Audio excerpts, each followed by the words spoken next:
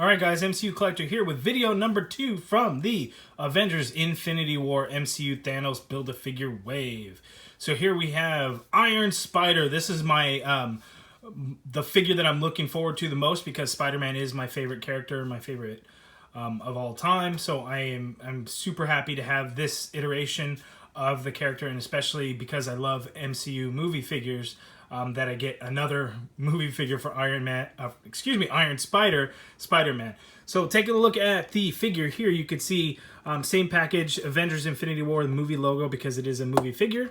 Down below, Iron Spider, Avengers A up at the top, Build-A-Figure Thanos, and there in the corner. Here we have artwork of Spider-Man looking very good, but it's just Spider-Man. You can see it has the Iron Spider suit. Here on the back of the package, you have a look at the figure. And again, these official promo images have not yet been released for some reason. Not sure what Hasbro is doing.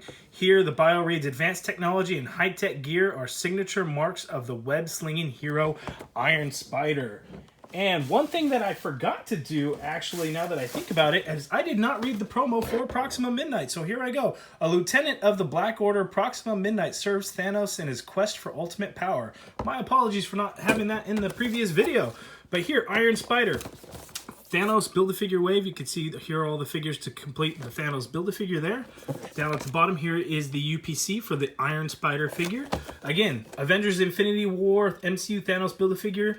These figures are street dated for March 3rd, so you will see these very soon in stores, definitely in March, but March 3rd. So some stores may not be able to sell them prior to then. Some stores may not have them out prior to then, but come after March 3rd, you should be pretty easy to find these figures. I would imagine that with Avengers Infinity War being such a big deal, that these figures would be overproduced, more than likely. But let's take a look at the figure out of the package. All right, guys, here is a look at the Iron Spider figure out of the package. Looking awesome. So right away, I really like this figure. A lot of really cool things. If you look at the back of the package, it looks like he's a lot shinier because he's in, a metal suit. It doesn't translate too well in the red on the figure itself, especially in the head sculpt. You can see the head sculpt is done with a very flat matte color, whereas actually the rest of the figure is kind of shinier, and then actually the hands kind of suffer from the same thing. It's just not as shiny.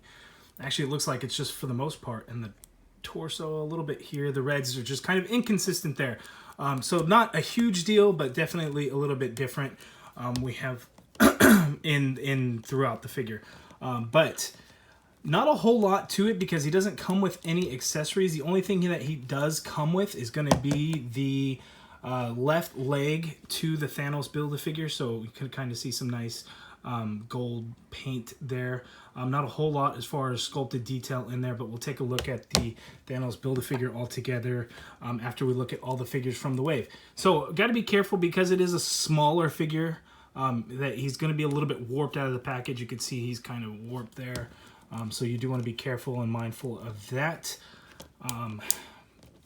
But again, I do like the figure. It looks very good. So I'm going to compare it with the Spider-Man, the Homecoming figure, to kind of see what the similarities are, what the differences are, and see if there's any reused parts kind of throughout the figure.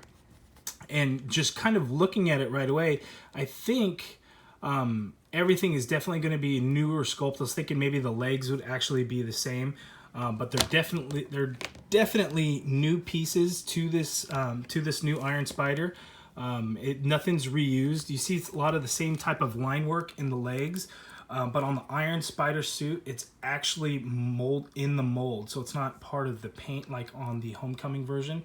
So you can see the line work, but again, it's in the sculpt. And then the texturing that you see on the Homecoming suit, it's here on the Iron Spider figure as well, but a little bit stronger. It comes through quite a bit more. As you can see, it's very fine texturing on the Homecoming suit, but it's a larger texture on the new figure.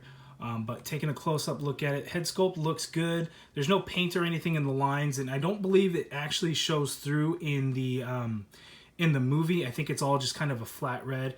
That's definitely one difference there. The figure itself has the textured head sculpt, whereas the picture of the figure on the promo shows it's actually a smooth helmet, or I guess mask, or however that works. But looking up close to it, the paintwork is done pretty nice. You have that gold line work for the Spider-Man, or for the Spider logo throughout. It does look good. The red looks good along the arms and the torso. Even on the back, we get that same consistent paint, so that's good there. No texturing in the shoulder, but we do get a nice butterfly joint. And you can see they kind of painted even the gold line work throughout the rest of it. So kudos to Hasbro for putting in that little bit of extra effort. I'm glad they did that on the figure. And then you can see actually on the back of the legs, we also get a little bit of that gold as well. So that's nice. Nice that they did that. Additional hands would have been good for the figure. We didn't get that, but that's okay. So let's take a look at the articulation. Spider-Man head, he does look all the way up, so that's pretty great. Does look all the way down, awesome. A little wobbly, not too bad. Butterfly joint that goes back very, very little, but comes forward in a decent amount. This one's definitely a little bit looser than the right side. Right side's a little tough.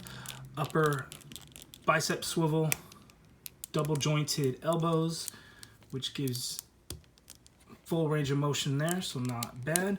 The wrists hinge, but you definitely want to be careful on how you hinge it, because if you look at the sculpt of the arm, it's not a completely straight. You can see how it curves that way. So hinging it can be difficult, so you want to make sure that he's this way and then he can actually hinge it. And it looks like that's kind of where the web shooter probably would be.